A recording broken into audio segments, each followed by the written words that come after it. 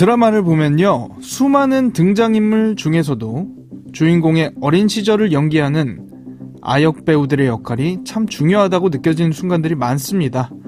절대적인 비중은 많지 않더라도 주인공이 왜 이런 성향을 갖게 됐는지, 왜 이렇게 행동하게 됐는지를 유추해 볼 수 있는 작은 단서가 되기 때문인데요.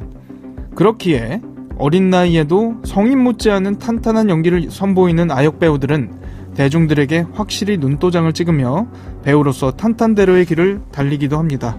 오늘 사건의 주인공 역시 대중에게 너무나도 사랑받던, 그래서 더 촉망받던 아역 배우였습니다. 혐의를 인정하십니까? 어떤 심경인지 한 말씀 해주시죠. 할 말 없습니다. 성실히 조사에 임하겠습니다.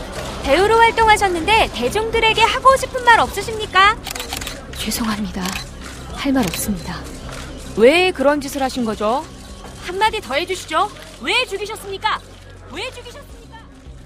모든 살인사건은 법 앞에 평등합니다만 대중에게 이름이 알려진 유명인이 피해자가 되거나 피의자로 되는 경우 대중들의 관심은 수십 수백 배로 커지고는 하죠.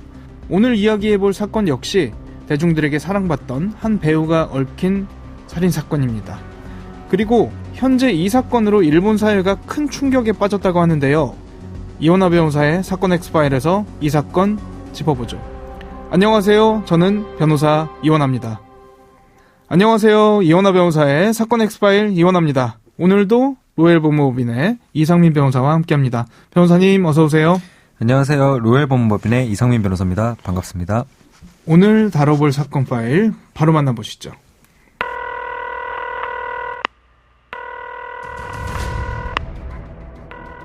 사건은 보이는 것보다 가까이에 있다.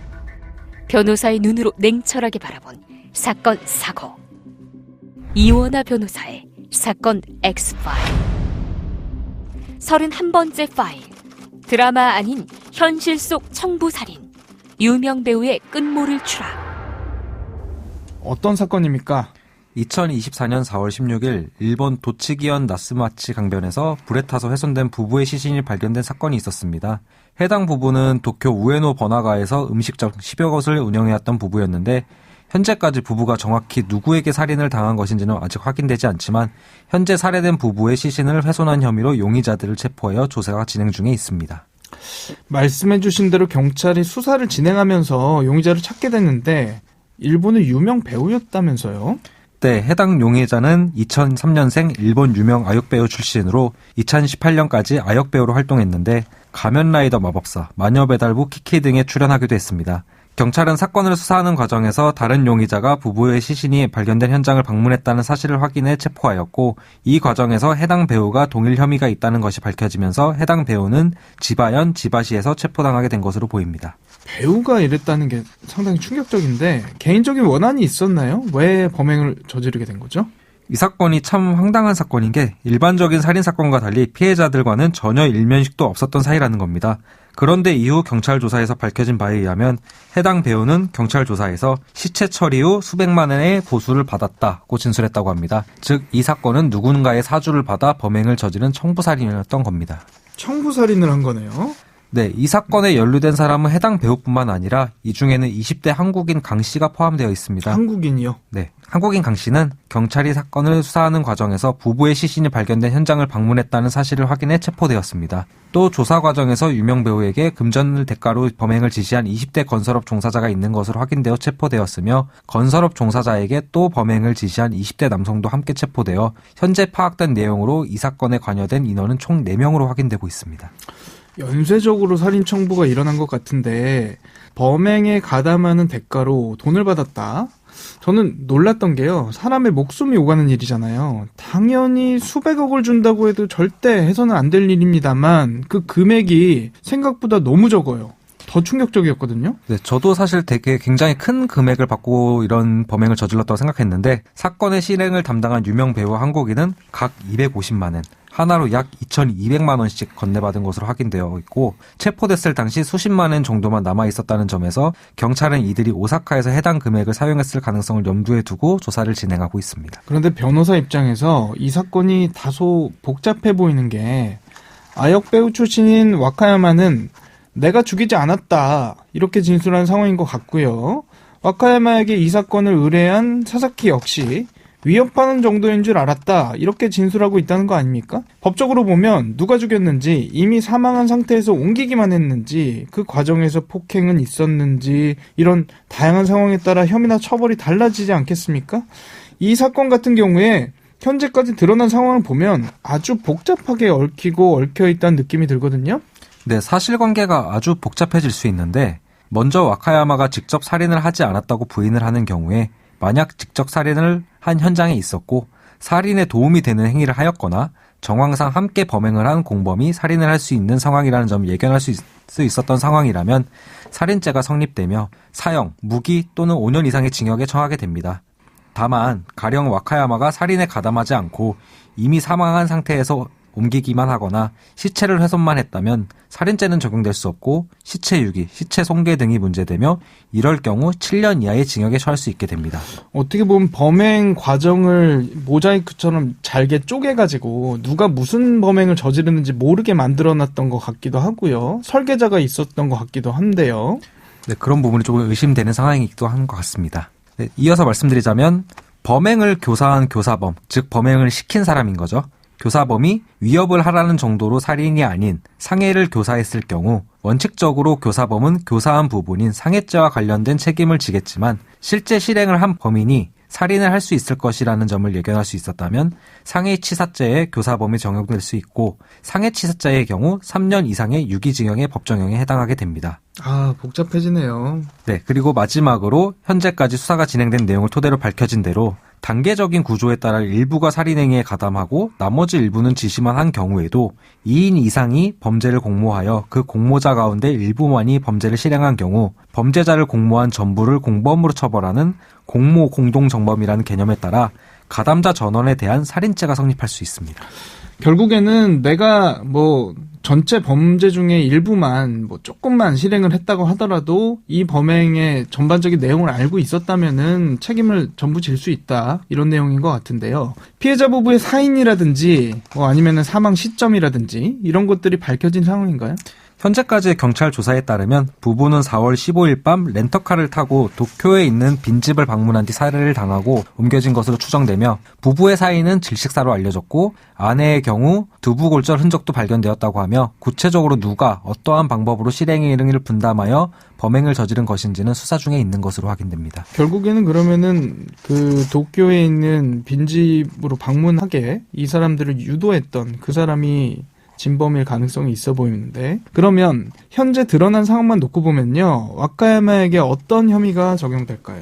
구체적인 조사 내용이 확인되어야 하겠지만 만약 현재 체포된 내용대로 시신을 훼손한 혐의에 대해서만 입증이 가능하고 시신을 훼손한 것 외에 다른 범행 가담자들과의 살인 공모 내지는 살인 행위 등에 대한 입증이 어렵다면 시체 손기, 유기 등의 혐의가 적용될 것으로 보입니다. 앞서 한국인 강 씨도 해당 사건에 연루돼 있다 이야기하지 않았습니까? 한국인이라도 일본법 적용되는 거죠? 네, 일본 형법은 일본 내에서 죄를 범한 모든 자에게 적용되기에 일본법을 적용받을 수 있습니다. 일본의 법체계도 궁금하긴 한데요. 시신 훼손 혐의라든지 살인 미수 혹은 청부살인과 관련해서 우리나라랑 비교했을 때 처벌 수위가 어떻게 좀 높은 편인가요? 다른가요? 네, 시체 손괴의 경우에는 3년 이하의 징역, 살인죄의 경우에는 사형, 무기 또는 5년 이상의 징역에 처하게 되어 있어 시체 손괴의 경우에는 우리나라보다 경하게 규정되어 있으나 살인죄는 동일하게 규정되어 있습니다. 그리고 미수범과 살인 청부와 같은 교사범의 경우에는 우리나라와 마찬가지로 원칙적으로 미수범은 형을 감경할 수 있도록 교사범은 정범, 범죄를 실행한 범인과 형이 동일하게 처벌하도록 규정하고 있습니다. 변호사님도 법조계에 계시면서 많은 사건 처리하고 지켜보셨겠습니다만 유명인이 연루된 사건이라고 하면 아무래도 대중들의 관심이 더 폭발적으로 늘어나는 건 어쩔 수 없잖아요? 네, 아무래도 대중들이나 언론에서도 상당한 관심을 보이고 실제 재판을 가더라도 많은 인파가 있는 것을 볼 수 있습니다. 그쵸. 이 법정 들어가기 전에 언론사에서도 많이 나와 있고 법정 앞에도 북적북적하고 정신이 없는데, 본인이 사건에 직접 연루되지 않았어도 유명인의 배우자 혹은 유명인의 지인이 사건에 연루됐다, 이런 경우도 많지 않습니까? 네, 얼마 전에도 유명 연예인의 남편분이 유산과 관련된 문제로 친척의 살인 청부를 받은 사람으로부터 살해를 당했던 케이스도 있었죠. 사건을 수임한 변호사 입장에서 보면 유명인이 연루된 사건 도움이 될 때가 많습니까? 아니면 어려운 경우가 많습니까? 실제 유명인과 관련된 사건을 처리하는 경우 많은 관심이 집중되고 특히 형사사건 변호를 하다 보면 추측성 보도 등도 상당수 이루어지고 이러한 경우 아무래도 선입견이 생길 수 있기에 사건을 진행함에 있어 어려움이 있는 것은 사실인데요. 그래도 오히려 세간에 관심을 갖는 사건을 하다 보면 혹시라도 놓칠 수 있는 부분을 더 체크하고 당장 사건과 관련된 부분 외에 여러 부분들을 공부하고 대응하면서 변호사 스스로도 발전할 수 있는 계기가 되는 부분도 있는 것 같습니다. 앞서 일본의 케이스 살펴봤습니다만 일본 언론 같은 경우는 흉악범죄 피의자의 실명을 보도하는 게 관행이 있다고 하던데 대한민국의 경우는 어떻습니까? 실명이라든지 보도 가능한 영역, 법적으로 어떻게 되나요? 우선 검찰, 경찰 등 범죄 수사에 관한 직무에 관련된 분들이 공소를 제기하기 전에 피의 사실을 공표하는 경우에는 형법 제126조의 피의 사실 공표죄에 해당할 수 있습니다. 이와 별개로 우리나라 언론의 경우 실명을 보도하는 경우가 비교적 드문 편인데 이는 실명을 공개하거나 대상자를 특정할 수 있는 방법으로 보도가 된다면 명예훼손죄가 해당할 수 있기 때문인 것으로 생각합니다. 다만 이처럼 명예훼손이 문제된다 할지라도 보도 행위 등이 진실한 사실로 공공의 이익에 관한 것인 때에는 처벌되지 않기 때문에 간혹 실명 등이 보도되는 케이스가 있는 것 같습니다. 대중들의 알 권리를 위해 신속하게 보도해야만 하는 언론의 역할, 당연히 무시할 수는 없는 부분이겠지만 자칫 팩트와 상관이 없는 낙인 찍기가 될 수 있다는 점에서 주의할 부분이 많을 것 같은데요.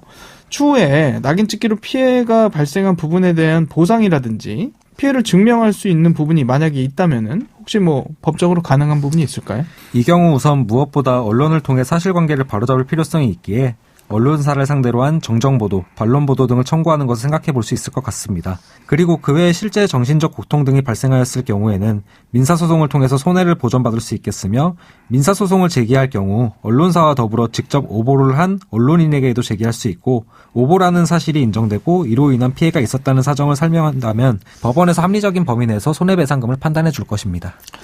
오늘 방송 관련해서요. 우리가 주의해야 할 점이라든지 당부하고 싶은 말씀이 있다면 끝으로 말씀 부탁드리겠습니다. 오늘 유명인과 관련된 이야기를 해보았는데 유명인이 아닐지라도 누구나 내 의사와 무관하게 어떠한 일에서든 나와 관련된 잘못된 정보가 퍼질 수 있고 특히나 요즘과 같은 매체가 발전한 시대에는 이러한 잘못된 정보를 바로잡지 못하면 발생할 수 있는 피해가 너무나 크기 때문에 혹시나 이러한 일을 당하시게 된다면 하루라도 빨리 사실을 바로잡기 위해서 정당한 법적 절차들을 꼭 밟으셨으면 합니다. 사건 엑스파일 오늘은 한때 대중들의 사랑을 받던 일본의 한 배우가 연루된 살인사건 짚어보면서요. 유명인과 관련된 사건 사고 과연 우리는 어떻게 받아들이고 다뤄야 하는가에 대해서도 살펴봤습니다. 오늘 준비한 내용은 여기까지입니다. 끝곡으로 10cm의 이제 여기서 그만 들려드리면서 이 시간 마치겠습니다. 여러분은 모두 변호받아 마땅한 사람들입니다. 사건 엑스파일 여러분 고맙습니다.